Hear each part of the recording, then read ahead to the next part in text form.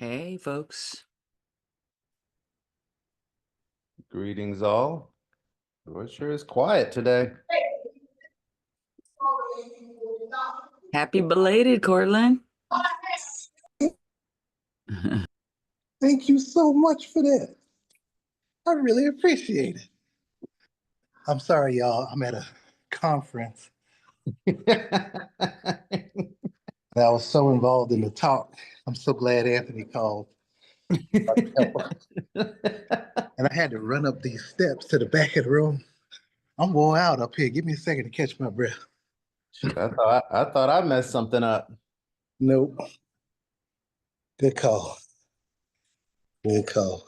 Hold on. Yes, Trying to sir. let more people in.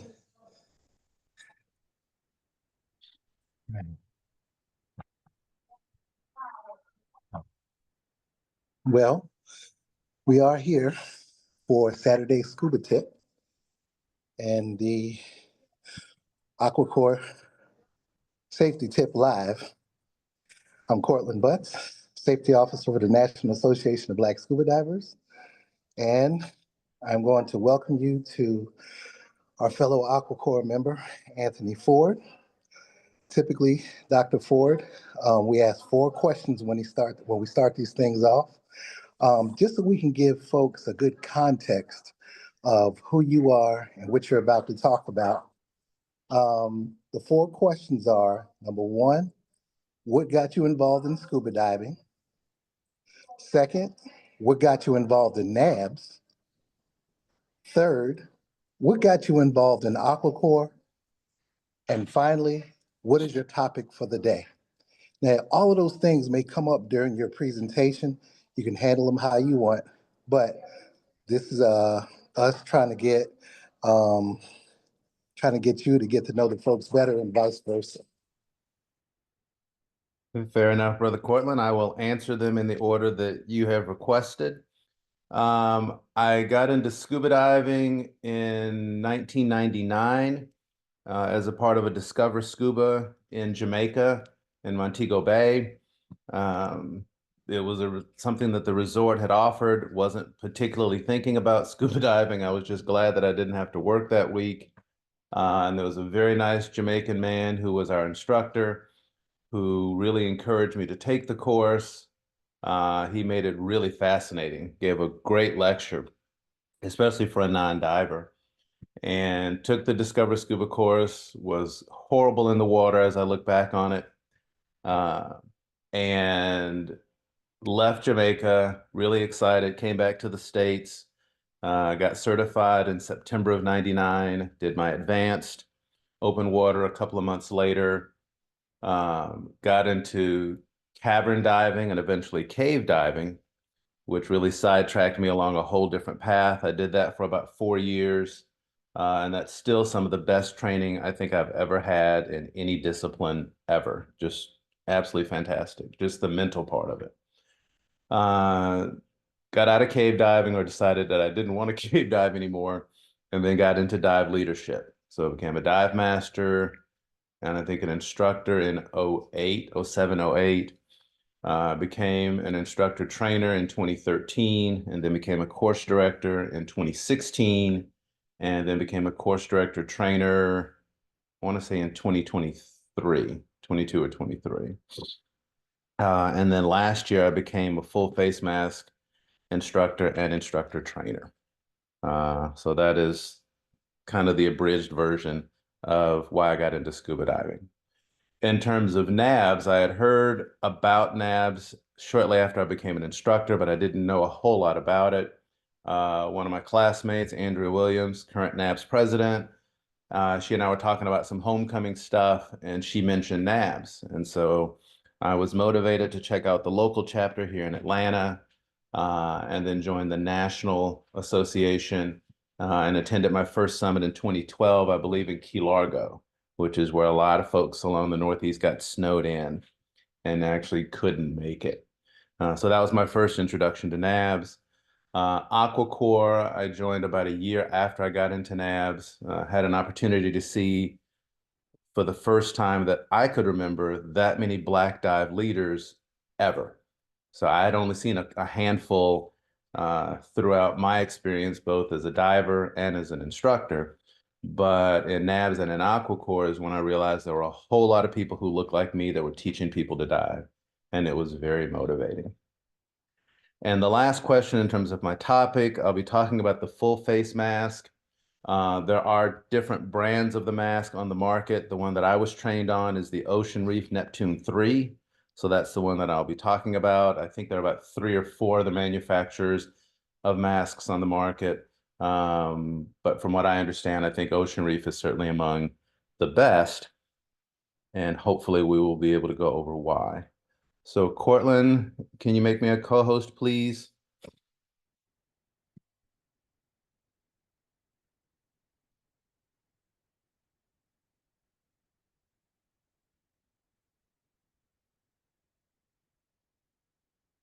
Brother Cortland, you still there?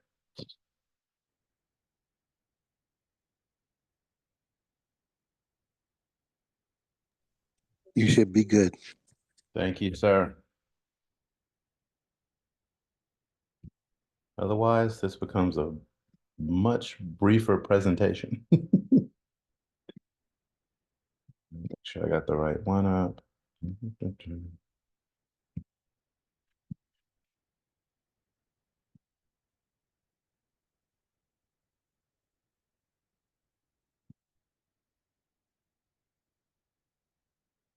think this is the one.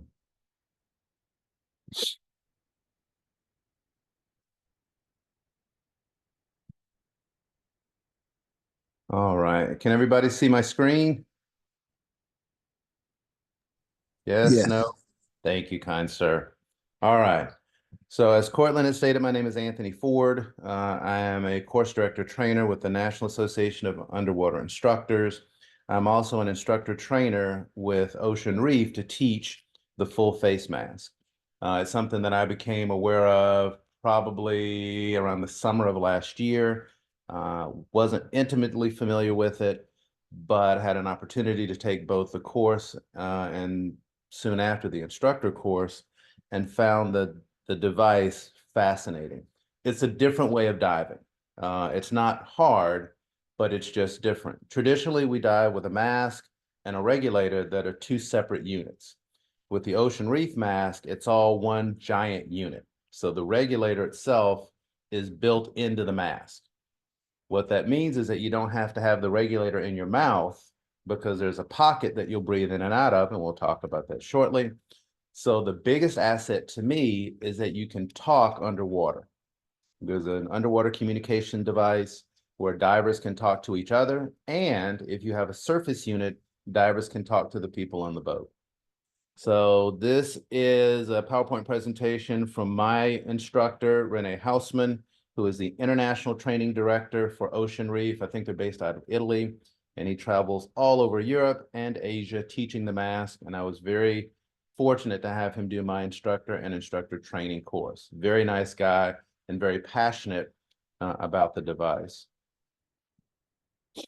All right. So the world of scuba diving is ready for a change. The Ocean Reef folks believe that this is revolutionary in the world of diving. I wasn't sold on it initially, but after I dove the unit, I was like, okay, I get it. I get why you guys really like this thing. They talk about a new vision being required. And again, when you talk about diving, you're talking about looking at things from a different perspective. So diving is full of evolutions. Those who initially dove the double long hoses in the beginning. In the beginning, there was no backup regulator. There were J valves that were part of the beginnings of scuba diving. But through the evolutionary process, then we find different ways to enjoy the sport that we love. So this is the Neptune Space Training Program. It's actually the Neptune 3. That's the website for those that are interested in more video and more content. They have a wonderful YouTube channel where they give these really short 2 to 3 minute snippets of different aspects of the mask. So it's not something that's going to bore you, but it's just enough to give you a really good idea as to how the unit works. For a lot of the training agencies, the full face mask is a specialty that includes NAUI. So for instructors who are interested in teaching the class, you just have to be certified on a recognized unit and then apply to NAUI HQ to be a specialty instructor. And there is also an accredited instructor course, or the AIC training course, which is the one that I took in Florida. And again, it was fascinating. I learned a whole lot. I learned more than I thought I would about the mask. So the concept. So we're going to talk a little bit about an integrated dive mask, and I think they have renamed that or rebranded that from a full face mask, because the concept is that the regulator is integrated or basically a part of the entire mask. So it's not a separate unit. So we'll talk a little bit about the history of face masks, the philosophy, product knowledge, and we'll talk a little bit about the communications component as well. All right, so the concept of a full face mask is not a new one. Apparently, Da Vinci had devised something similar back in the Turkish wars to help combat vessels that were entering the harbor of Venice. So this concept is not necessarily new. There have been different iterations of the mask, typically in military and commercial use. Some of them you've seen in movies, some of you have seen in TV shows, but this is kind of a pictorial of what the history of the mask has been like. So with a full face mask, and those are some pictures of folks diving with the mask, it's a slightly different concept with, again, the regulator being embedded into the mask. You're breathing into a sealed environment that's pressurized, so it brings certain benefits of comfort, safety, and there's some logistical issues that you get to work out with, especially as it relates to equalizing and as it relates to communication. All right, so this is Ocean Reef's full face mask, the Neptune 3. There are other versions of the full face mask that Ocean Reef offers, but they're not producing them anymore. So for those who have full face masks prior to the Neptune 3, they are still being serviced, but they're not being made. So Ocean Reef has devoted its line to just this unit. And I'll see if I can describe the unit, and then I'll actually show you my version of the unit so you can see what it looks like in real life. But if we start at the top, you have a frame which has the Ocean Reef brand, and on top of the frame is where you can add things like a GoPro. So it's a solid structure that you can add accessories to. As you go down, you'll see the clear visor. It's a polycarbonate visor that's coated with siloxane, which helps prevent scratching. And it does give you a really good, decent field of view. For those who have the masks with the little side windows on them, so you can kind of see stuff coming up into your periphery, it kind of works like that, but it's a little bit wider of a field of view. As we continue to go down, at the top, you actually have straps. You have 6 straps, 2 on the top, 1 on the sides by your temples, and 2 on the sides by your temples, and then a pair up underneath your chin. And we'll talk about that, what that does in just a little bit. As you keep going on the left side of the mask's left, you'll see this little small blue knob. This is basically your Venturi knob. So they call it a pre-dive and a dive knob, where you can turn it to pre-dive mode and it helps it not free flow. So you have a little bit of increased resistance. And then in dive mode, you open it up and it gives you an easier work of breathing. In all honesty, I don't know that I've noticed a huge difference, maybe a little bit less resistance, but nothing that's been significant. On the left side behind the pre-dive and dive knob is your communications port. This is where the microphone goes into the unit itself so that you can talk. Now, you can certainly dive the unit without the communication system, and it's a solid unit without the communication system. But the ability to talk, to me, is one of the bigger game changers, especially from a safety perspective. And I'll show you a video on what that looks like. On the opposite side, if you look at the right of the mask, is what's called a surface air valve. This is a knob that you can turn on, open or close based on whether or not you're at the surface. So it kind of works like a snorkel. So if I'm at the surface and I don't want to use the gas from my tank, but I want to breathe what's at the air, in the air, then I can open up the SAV or surface air valve, and I'm allowed to breathe in and out at the surface, which is actually pretty good. And then before you go diving, you just close it and it seals it. I have had dives during my training in which I forgot to close it, and it's just a little bit of water that gets in. It's barely noticeable, but it's there, and it reminded me, oh yeah, the only way the water's going to get in is if there's a pathway for it. So I'll just close the knob and then it works just fine. Also, you can't see on the right side is the port where the hose goes into. So in this unit, they have what's called a quick connect hose. It looks just like your inflator hose. And your inflator hose, you'll pull the little sleeve back, you'll pop it onto the inflator, then you'll give it a little tug to make sure that it's sealed. For the mask, the hoses that go into the mask itself function the same way. So you can pop them in, you can pull the sleeve back, you can pull the sleeve back and actually take them off. And we'll talk a little bit about how that works, especially if you're in a low on air or air sharing situation. So if you don't want to take the whole mask off, you can actually have somebody pop in their octo hose into your IDM, integrated dive mask, so that you don't have to take the whole mask on. And on the underside is your purge button. If you see the blue ring with the 3 dashes on it, that's your purge button. So if for any reason you need to purge the unit, you just hit it, it'll put a blast of air inside and it'll purge it, especially if there is any water that's there, or if you need a purge of air. If you follow the blue arrows, the way the system works is that as you take an inhale, as you take a deep breath in and you inhale, your nose and your chin are inside of what they call the oral nasal pocket. So for those who do CPR, if you've taken the CPR class or the first aid class and you put the little mask on the person and you bag them, it looks just like that. It's that triangle shape that goes across the nose and it goes underneath the chin. So your nose and your mouth are sealed in that compartment. So when you take a deep breath in, the air will go up through the mask, the top of the mask, and it will come down through 2 of the one-way valves on the inside of the mask. So as the as the gas goes in, it comes down, and then you breathe it. And then when you exhale, those one-way valves close, and it forces the air to go out through the exhaust tee, which is the red button on the bottom right. They do that so that you don't rebreathe your carbon dioxide. So the last thing you want to do is to exhale into the unit, the gas goes into the mask, and then you breathe it back in. So the way to make sure that the carbon dioxide goes out of the unit is to make sure that it can't go back up, so it's forced to go back down. So when we talk about some of the benefits of the integrated dive mask, there are a couple that I think are really, really nice. One is that the unit really doesn't flood. It doesn't flood because the whole compartment is pressurized.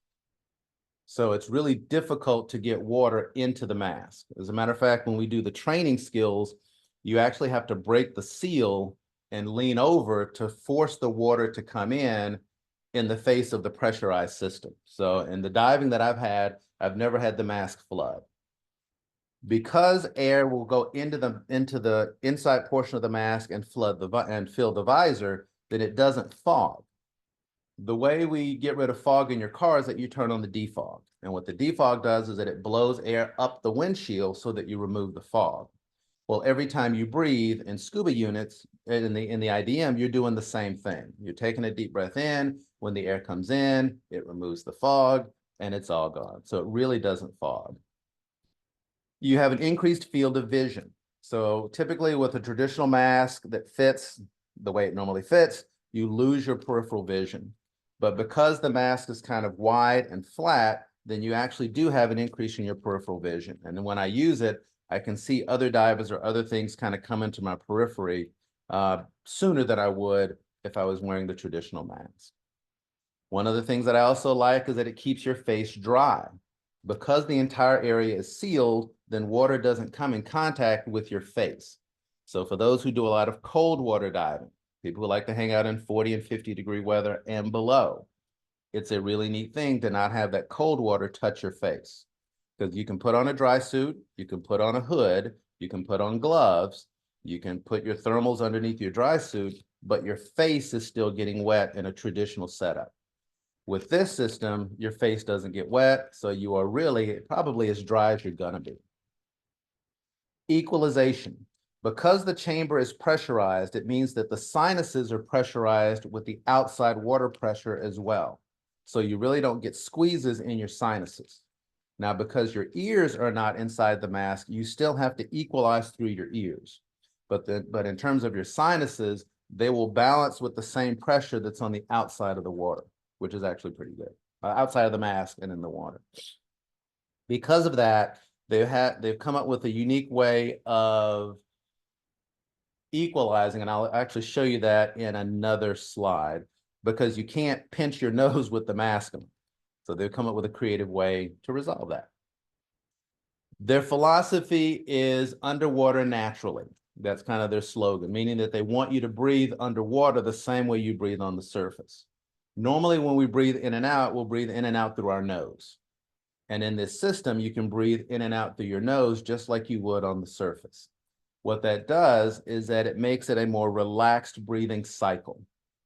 Because you don't have a regulator in your mouth and you're not breathing through your mouth, then you also don't get the dry mouth that you get on traditional scuba. So it's actually pretty neat. And I in my time of diving with it, it does feel more. It took me a while. The first dive, I kept breathing in and out through my mouth because that's what I've been doing for over 20 years. But when I really paid attention to the fact that I could breathe in and out through my nose, it did get a lot easier. Jaw fatigue. Because there's no regulator in your mouth, you're not holding something in your mouth, so you don't have to worry about jaw fatigue, which is actually another benefit. The biggest benefit to me is still the ability to speak.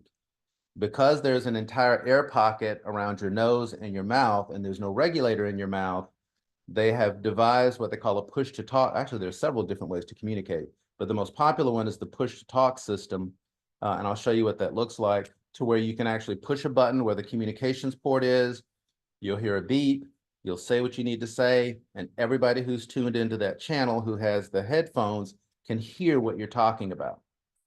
So it's a great safety tool, especially for my instructors who are there. If you need to communicate to other divers, if you need to say, hey, you're diving too deep, we're only supposed to go to a max depth of 70, and I see you around 100, I need you to ascend. You can also say things like, all right, the current's getting really bad, so we're going to turn the dive.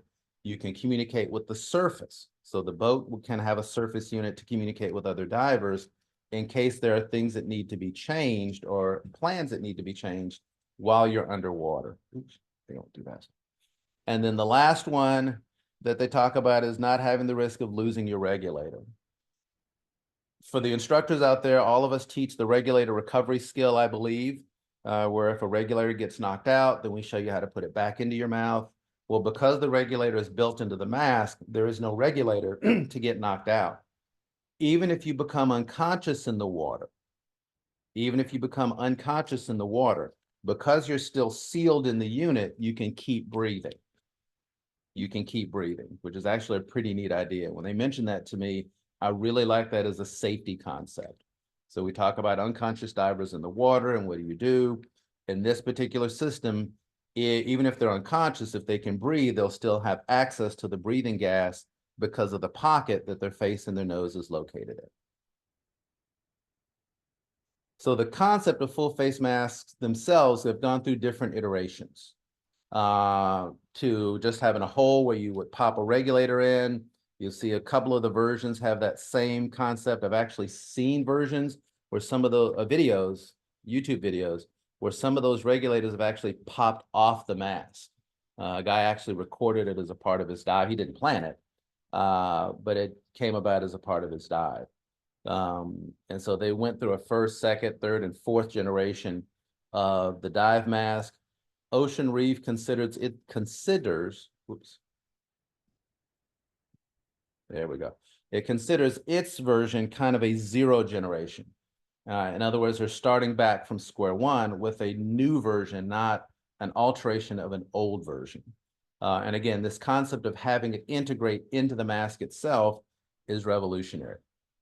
What you'll see on this slide is the communications port.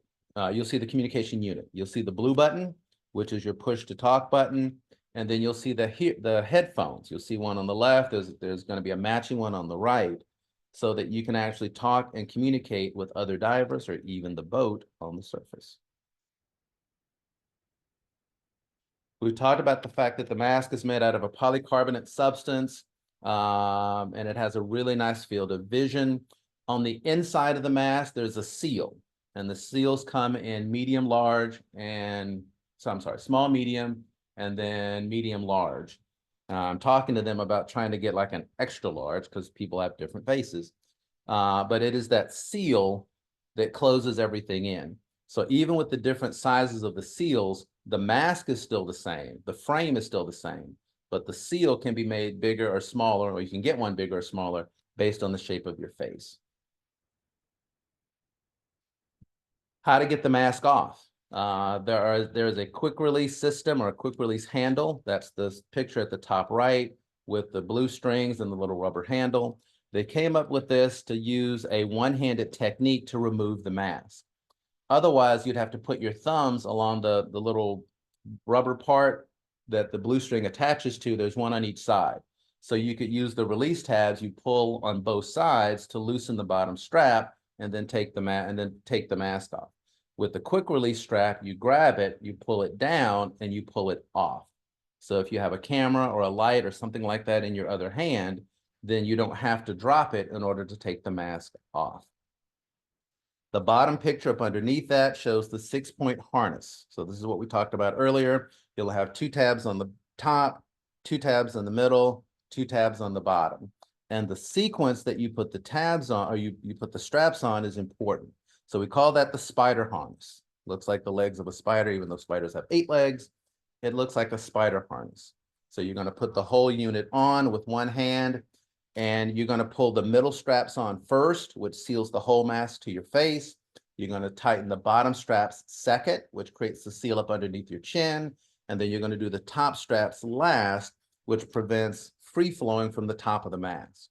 So we always tell students on the top mask, you don't have to tighten it very tight. You just need to make sure that it doesn't leak.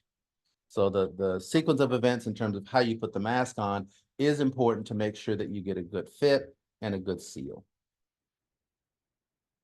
The communications port, my favorite part. Again, it's a push to talk system. So the blue button is where you push. There are actually 2 channels that come with the system, channel 1 and channel 2. So now everybody who has the mask can hear everybody's conversation if they're all on the same channel. So if you got 10 people in the water and everybody's on channel 1, everybody can hear what you're saying on channel 1. So be mindful of what you're saying. We talked about the earphones that make the communication possible as well, so that you can hear while you're underwater. And we also talked about the surface air valve, the little knob on the right side that you'll be able to turn to close. And if you're on the surface, you come up to the surface and you want to breathe some fresh air, or if you're on the boat and you're getting ready to get into the water, you can put the mask on, open the surface air valve so that you can breathe ambient air, and then right before you go in, close it down, and then you jump in the water the same way you would do with traditional scuba gear. So the entries and exits are no different.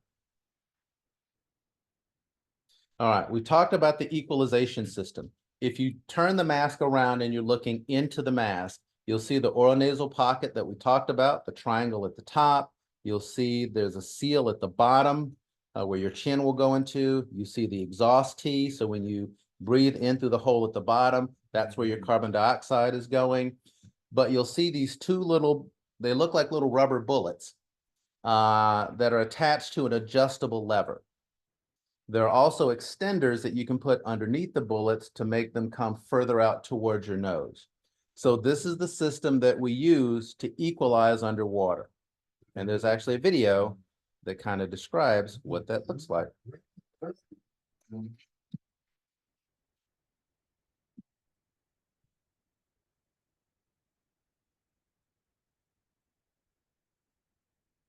So this is why I love these videos. So you're going to push the mask forward and up so that the little rubber bullets occlude your nares, your nostrils. When you do that, then you blow into it like you would normally. Okay. They also have these little silicone blocks that fit underneath so that you can rotate in terms of expanding the width and also make it come closer to your face. And in the training, we go over how to do this. So you want to make sure that it's a nice fit in your nares. And this whole unit comes out of the mask. So you can adjust it up or down. They have 3 levels, a 6 millimeter, 10 millimeter, and 14 millimeter extender. So you can put those up underneath and it'll bring it closer to your nose.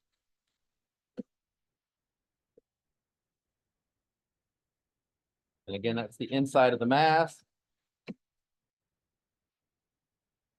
I did want to stop it there. So you can see the little rubber bullets. You can see the adjustable screw. So you just unscrew it, slide it up or down. You can see the nasal pocket up underneath, up on the top, just like we talked about earlier.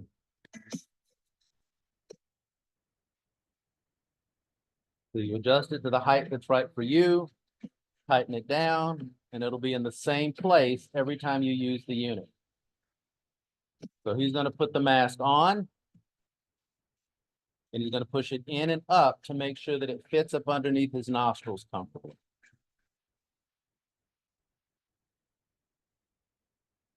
Cool beans. So I do like those. Those videos are very, very brief. So a couple of other things, and some of those that we've talked about. There's a balanced first stage that comes with the unit. There's a second stage, which is the one that you put in your mouth. The air circulation, we talked about avoiding the buildup of carbon dioxide and eliminating fogging. And the exhaust tee is at the bottom so that the carbon dioxide is directed away from you and doesn't go back into the mask so that you can breathe it again.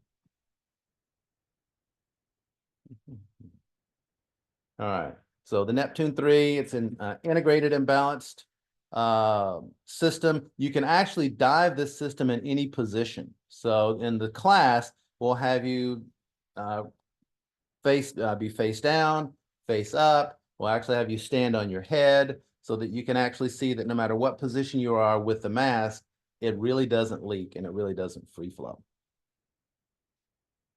So they have different versions of it depending on what you want. So this is a little bit of the sales part of it. I'm not a salesperson for the unit. So I did want to say that, but I did want to make you aware of the different versions that are available. So the Neptune 3 Basic just has the basic unit with the mask and the pull tabs on it. They do have different extender frames. So they come in different colors for those that are color conscious.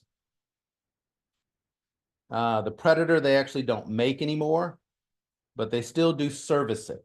They still do service it. Oops. And the Neptune package.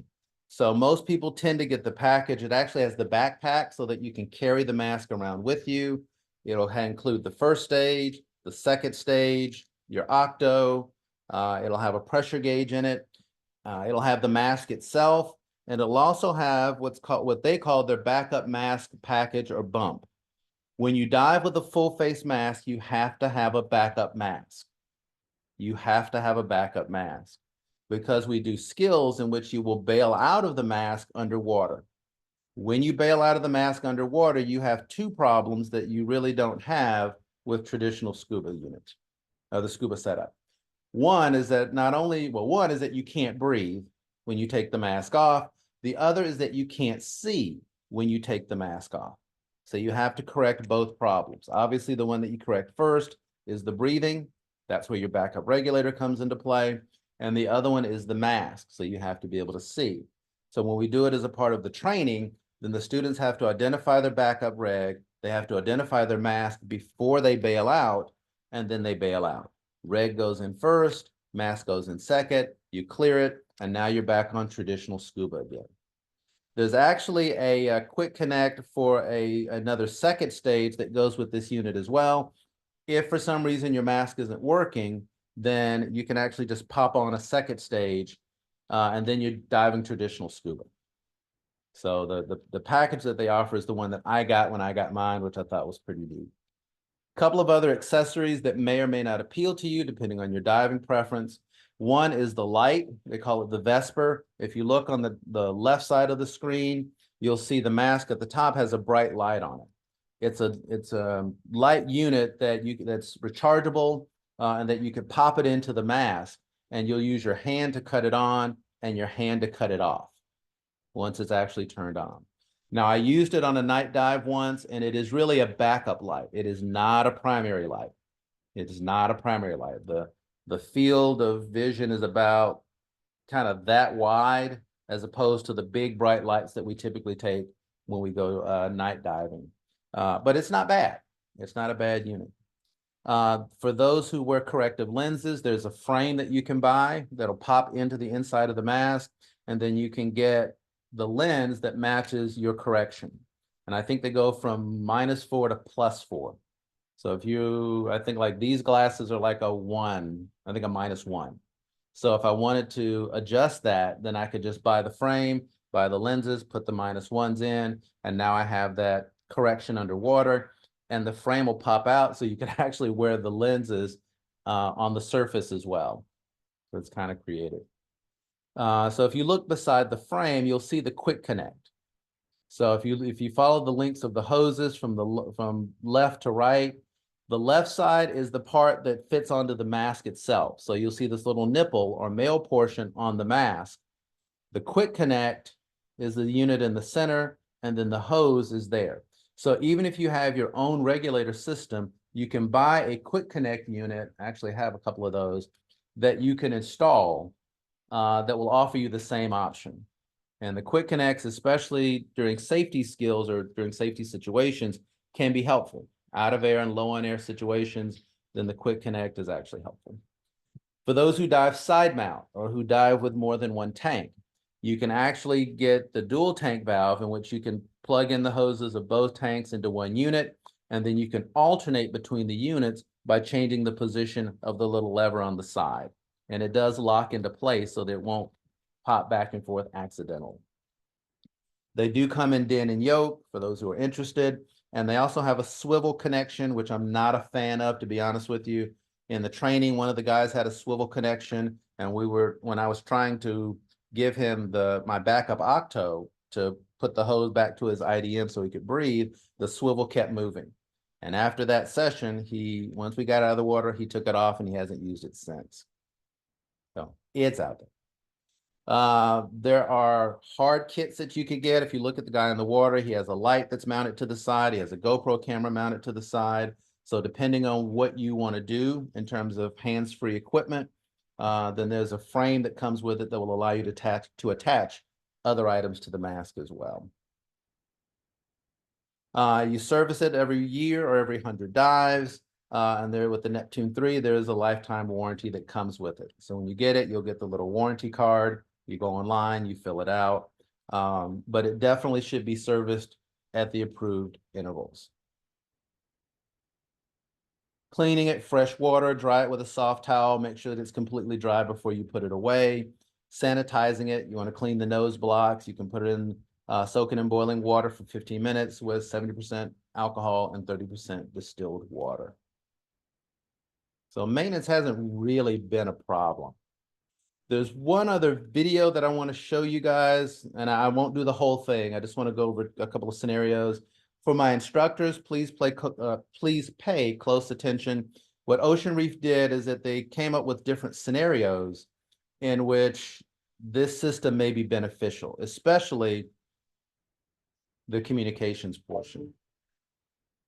So if you can't see it or can't hear it, please let me know. It's showing up on my side, but I want to make sure it shows up on your side as well.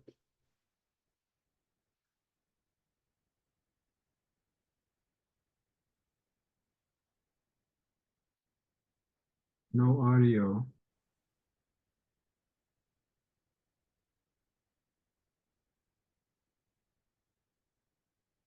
So what they did again was created about 4 or 5 different scenarios to show the difference between a traditional setup and the benefits of using the mask specifically with the communications port on board.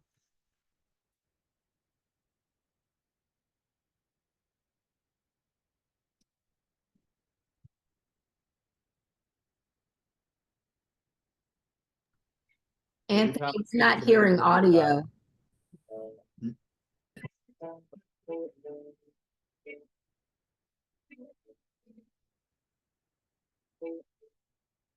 I thought this was a pretty creative way to get the idea about the mask and different scenarios in which the mask may be beneficial. So the first dive that they're going to do is going to be on a traditional setup, and then they're going to do the same dive using the mask, the IDM.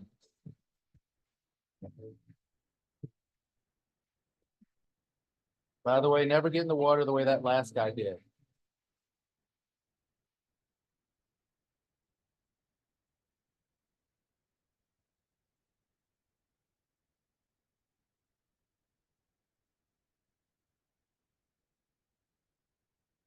Nice shallow wreck. Everybody's on traditional gear. Dive seems to be going as planned. As dive guides do, as Aqua Corps members do, we count the divers that we're responsible for. And it looks like he came up short.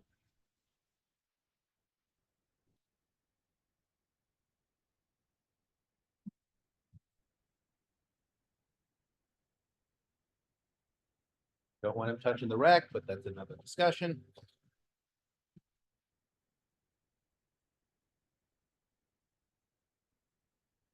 Now they're trying to figure out what happened. No one seems to know. They're having a discussion about how to find the lost diver. No one can figure out what's going on, so we take everybody up. We try to sort it out.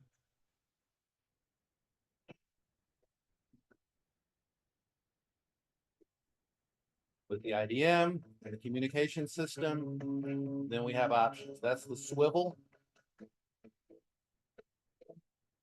And you get in the water just like you would with a traditional setup.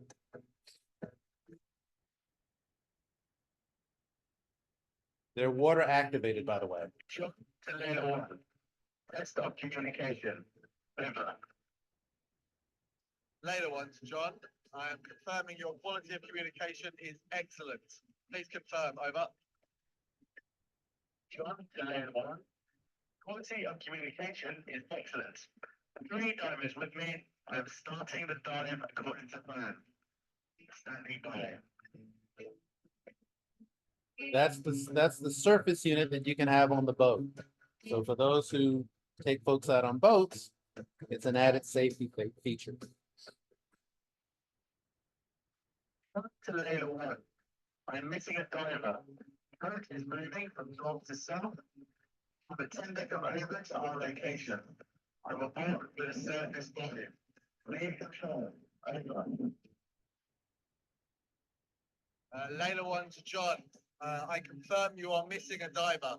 We will deploy the tender to your location and we will look out for your surface marker buoy. Layla one standing by. Glad we're hearing the audio. So in this scenario, the surface and the divers up underneath can communicate. They can send out tenders to look for the lost diver. That's another portable unit. John, we're above you and looking around for the missing diver. Stand by. Wait for instructions. Over. John to tender. We stand by to wait for instructions. Over. So they continue to look for the lost diver at the surface. They find the lost diver.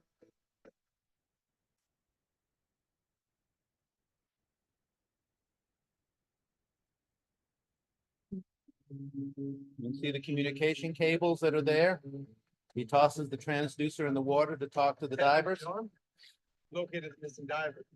Everything's okay. Continue with your divers according to plan. Over. John to tender. Glad to hear you found the diver. We proceed with the plan. We shall await possible instructions. Standing by. So the missing diver has been located. The dive team can continue the dive, and nobody had to surface to figure out what's going on. John to Tim. Raymond has been found. Let's continue with the dive. What he's using is the M101A. John to Jade. Raymond has been found. Let's continue with the dive. That's the yellow device that is a receiver I'm sorry, that is a sender only. So you can hear from it, but you can't talk through it. So for instructors who are diving with the unit, if other people don't have a unit, you can still talk to them by letting them hear through the portable unit.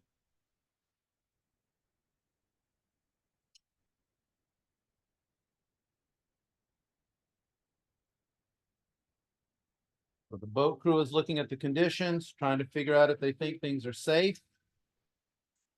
The divers are already in the water.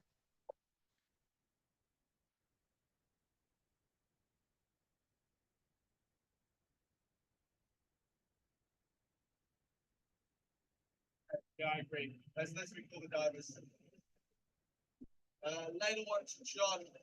We are aborting the dive due to a change of weather conditions. Weather is getting too bad up here. Please end the dive and confirm. Later one standing by. John to later one. We are in condition to abort the dive due to change in weather. We are starting ascent immediately. Standing by. John to Raymond. The weather is bad. We need to abort the dive.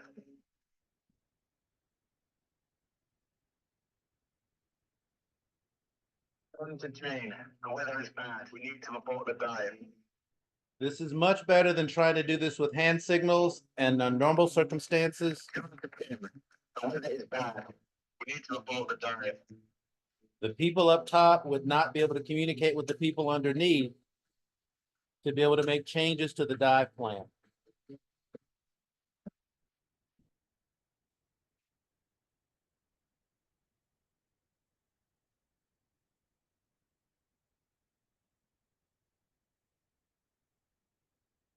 There's one more scenario that I wanted you guys to take a look at. And again, even for recreational divers, I think this is really helpful. But for my dive leaders, it's certainly something to consider. One of the biggest problems that we have with training, teaching, diving, leading dives is communication. And how can you clearly articulate what you're trying to say? Slates, hand signals, ropes that we use to tug on, all of those are not bad. They're just not specific. So we got to dive. This is the traditional setup. You got a diver who's having some issues.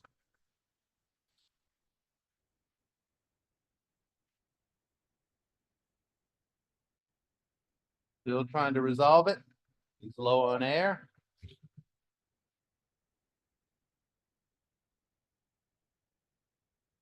We go up. What do the other two divers do?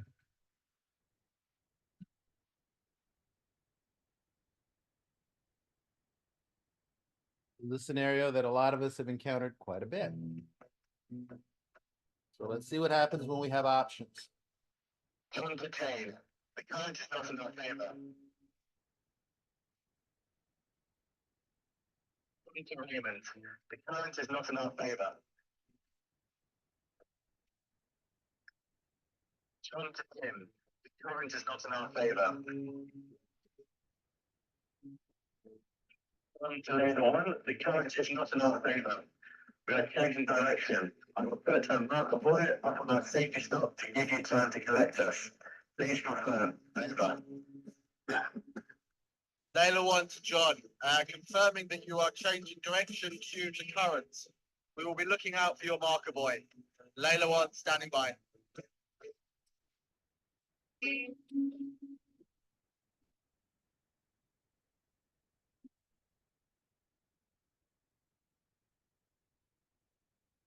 This is probably the last one.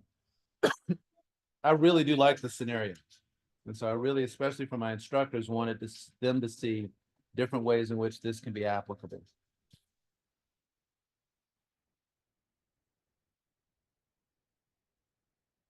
Trying to get them to buddy up. They're not understanding his signals.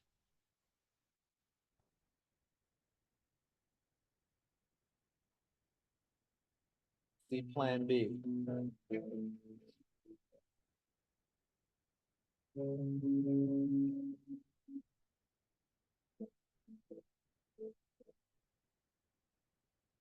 to lane one and Jane. Please please move over to channel 2 and confirm. Over. So in this scenario, if you want to have a private conversation, you can move to a different channel. Moving over to channel 2. Over. Layla 1 to John and Jane. I confirm I am moving over to channel 2. Over. Now, the boat unit can flip between either channel pretty easily. John to Layla 1 and Jane. Jane, please take care of Raymond. He is not acting normally. I will focus on the rest of the guide team, but please keep a close eye on your buddy. Over. Jane to John and Layla 1. I confirm to stay close to Raymond and keep an eye on him. Over. Layla 1 to John and Jane, confirming that Jane is with Raymond. John supervising the rest of the group. Return to channel 1. Layla 1 standing by.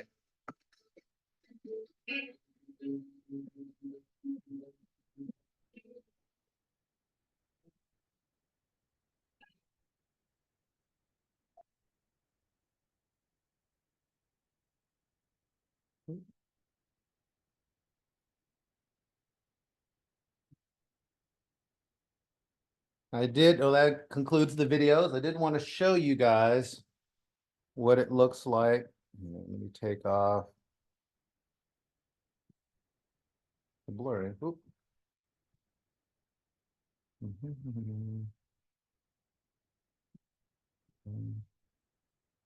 So I'll choose no background. So this is my unit, my IDM.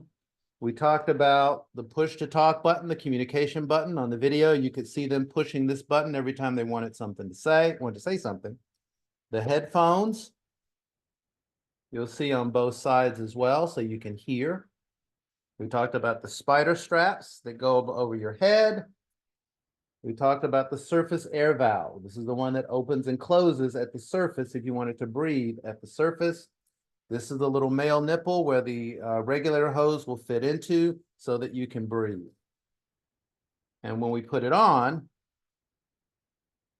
we use the 6-point harness. So it'll look like this. You want to make sure that you put it on such that the straps go all the way over the back of your neck. Had to open the surface air valve so I can breathe. You do the middle straps first, then the bottom straps, then the top straps. So it looks like this.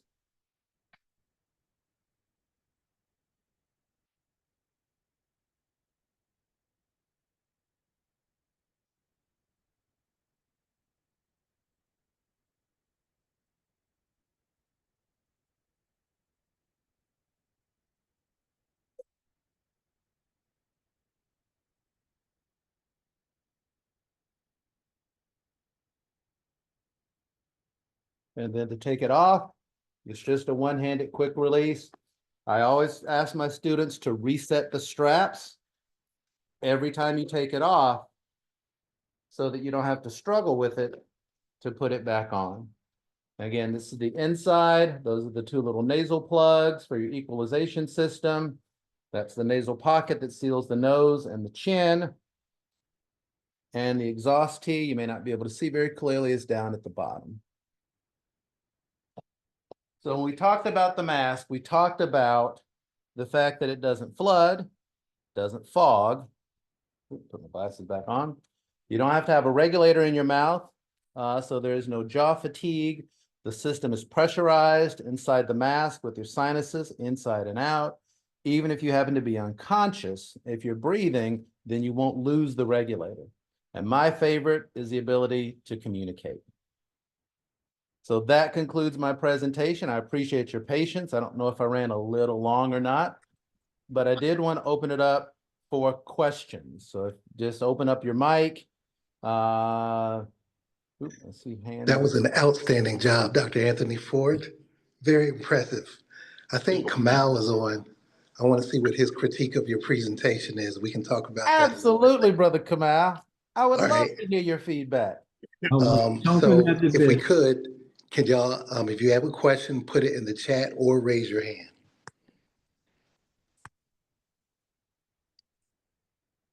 One thing in the chat, any downsides to the mask? Say it one more time.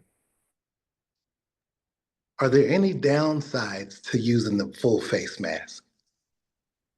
To me, no. One of the things that may be different is that people are used to breathing in and out through their mouths. And so I think you'll have to make the adjustment. It's kind of like driving a stick versus driving an automatic. Can you do it? Yes, you can. But if you've never driven a stick, it's going to take a minute. But once you get the rhythm of it, then it's really, really, really smooth. Cost may be a factor.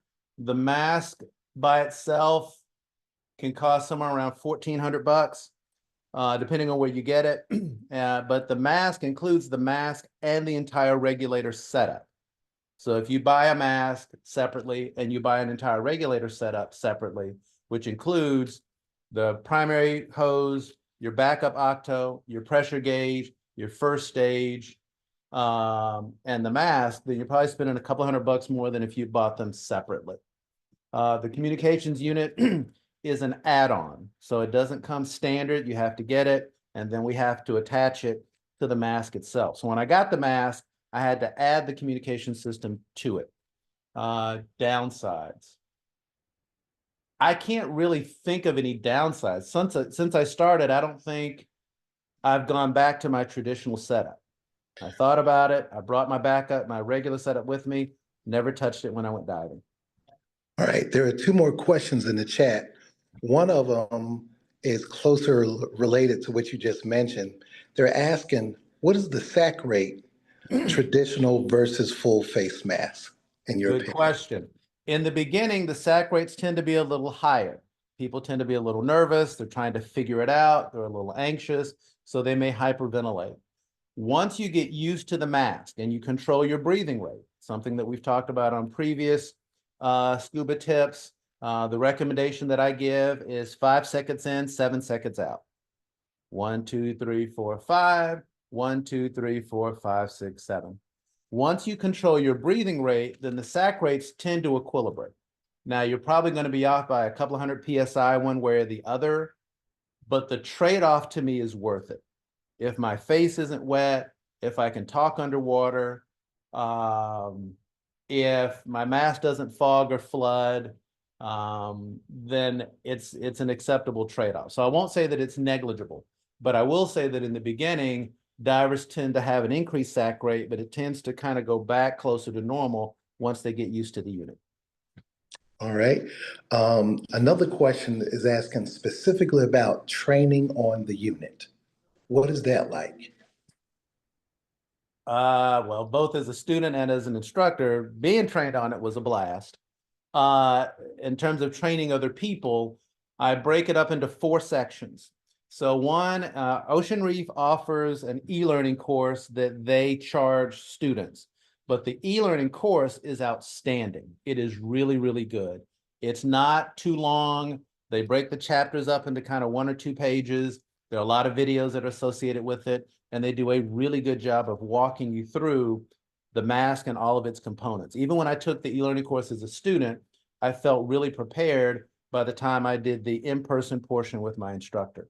So the e-learning portion is first, the academic portion where we actually sit around and you get to touch the mask and feel all the components and touch the purge button and see the little nose extenders and the equalization system. So there's a classroom portion that we do as well. There's a confined water portion where we go into an area that's about 10 feet deep and we go over the skills. You know, we show you how to breathe comfortably through the mask. We show you how to move with the mask on. We show you how to break the seal if you want to flood the mask. I did a dive in Belize with it, and I actually felt hot on my face. So I actually flooded the mask just so I could get my face to cool off a little bit. And we go over safety skills, how to assist other divers in distress, how to do an out of air scenario, how to do a low on air scenario, and then how to do a rescue scenario if you need to take the mask off of someone who's been injured. So we do all that in the confined water, then we do it all in the open water, and then we do the comms as well. So typically for the first 2 dives, I'll do it without comms. The second 2 dives, because the comms have a battery in them, a rechargeable battery. So I usually take the batteries out for the first 2 dives, and then the second 2 dives, we put the batteries back in, just so you can get used to the mask without all the static and the noise and everything else that may be distracting. And then once we're ready for that, we do it with the batteries, and then that's it. So I usually do, it's about a half a day for the lecture, half a day for the confined water, because you're already certified divers. And so I don't have to teach you how to dive. I just have to teach you how to dive with the mask. And then I like to do 4 dives for my open water dives, because I really want people to be comfortable. I really want you to hang out with me, spend some time at 60 feet, whatever the case may be, so that you can get all of your questions asked. We also go over some of the rescue scenarios so that you're comfortable with that as well. So I hope that answers the question in terms of what the training portion is like if you want to be a student. Thank you, Anthony. Sabrina Johnson has her hand raised, and I'm gonna go ahead and let her ask her own question. Yes, Peaceful ma'am. greetings, yes, and thank you so much. This was a great session. I've been interested in a number of years. I have 2 questions, please. The first ma'am. one, concerning the earphones or the earpieces, they're outside of the enclosure, so you can move them away from your ear if you wanted to let a little water in. Is that correct? Yes, the earphones are not part of the seal. So they're outside of the seal that's around your face. So the face seal will go from your forehead all around in front of your ears, all the way around underneath your chin. So from your chin all the way up is sealed. So the ears are outside of that. Now the headphones, once they're there, they kind of sit on your ears like earmuffs. So there's not a lot of wiggle room with them. They'll sit maybe an inch or 2 away from your ears. So they're foldable to store them, but once you open them up and put the mask on, then they kind of sit right on your ears. Okay, so then someone who's wearing a hood, it can accommodate that. Yes, ma'am. Yes, ma'am. They recommend the hoods that have like the shiny part, so that the seal from the mask and the shiny part of the hood create a nice tight seal. So even with a hood, you're still going to be able to hear pretty clearly. It has a volume knob on it as well. So the push to talk button, the blue button, the one you push in, is the one you communicate with, but there's a blue lever that you can push forward to change the volume and to change the channel. So if you need to hear somebody louder, you can hit it, and then you'll hear it beep and the volume will get louder. And there are 3 different volume settings on it. So even with a hood, you'll be able to hear pretty clearly. Okay, and my other question, could you review the octo that comes as a part of the full face mask? It's pretty much like a conventional octo, or say more about that, please. It is. Let me take off the. There we go. All right. So this is my octo. Or my octopus, I should say. So I have the DIN connection. I have my inflator hose, my pressure gauge. I like my own pressure gauge better, so I got a different one. This is the hose that connects to the IDM.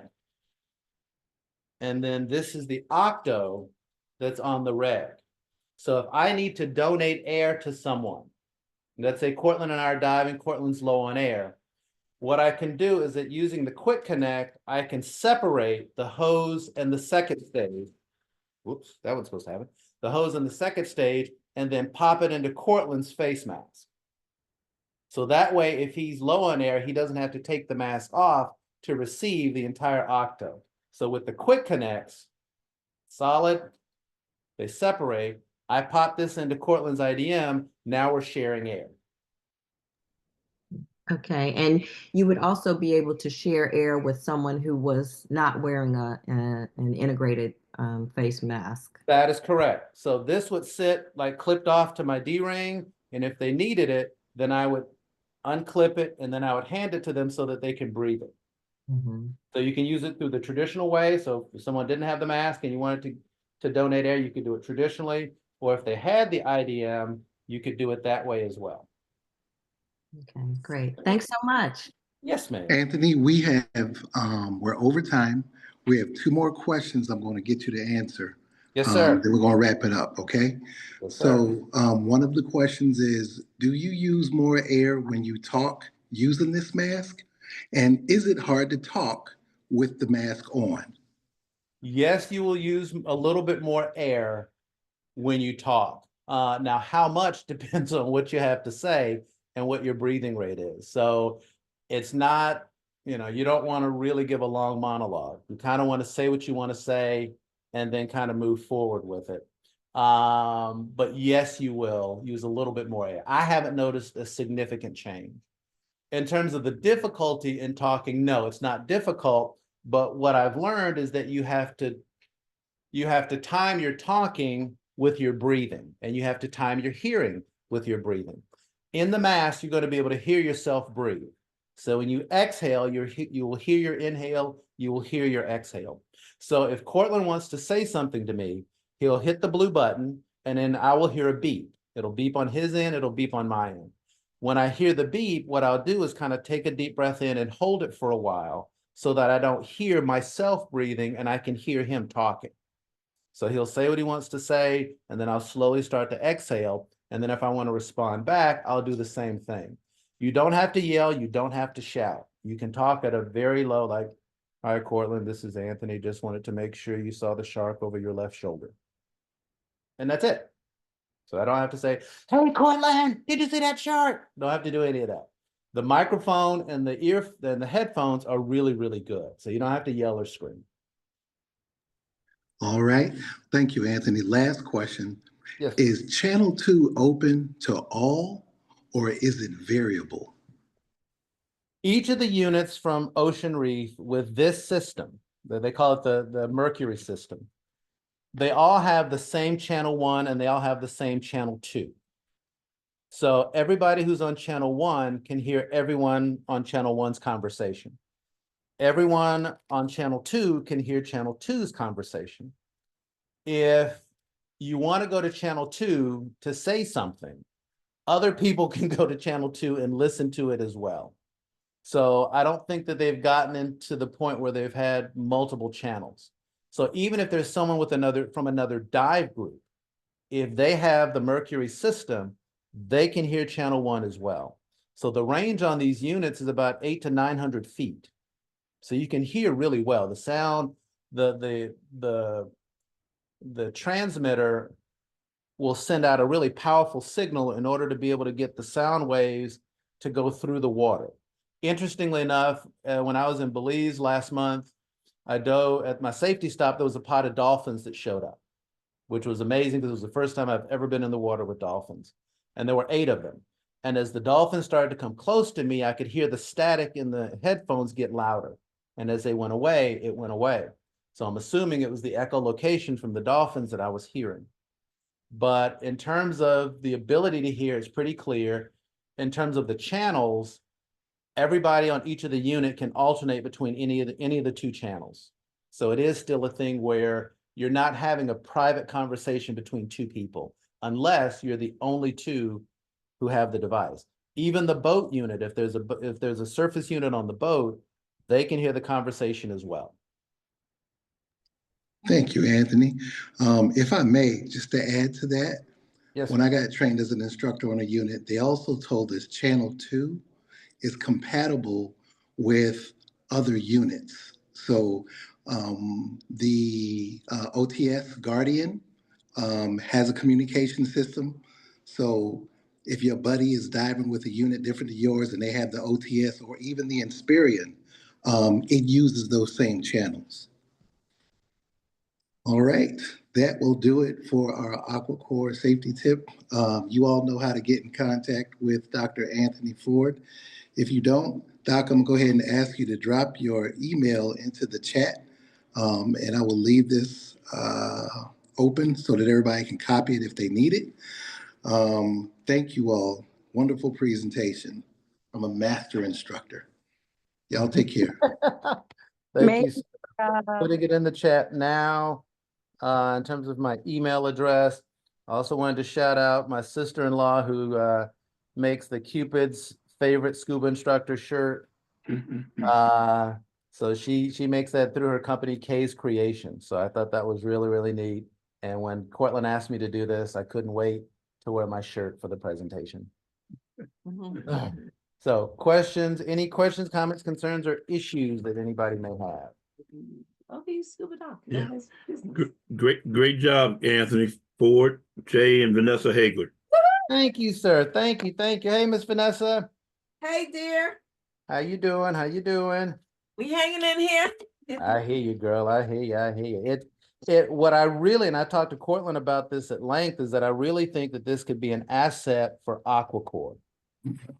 The ability to have different instructors communicate with one another under the water could be a really big safety deal, as we're trying to figure out how to keep everybody safe underneath the water.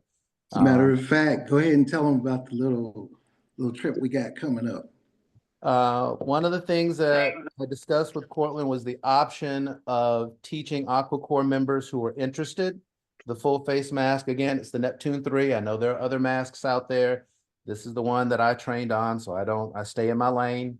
But we're going to offer it to Aqua Corps. As a matter of fact, we're going to go to Belize in April, and a couple of the Aqua Corps members are going there to get trained on the mask. I figure if we're going to do it, we might as well do it someplace fun. Matter of fact, there's still one slot open. There was one instructor who couldn't make it. So if there's anyone who is interested, you're welcome to join us in the Belize trip. We'll be going back to Ramon's Village to do the diving. And at the Aqua Corps retreat, the plan is to offer it to the Aqua Corps members there as well.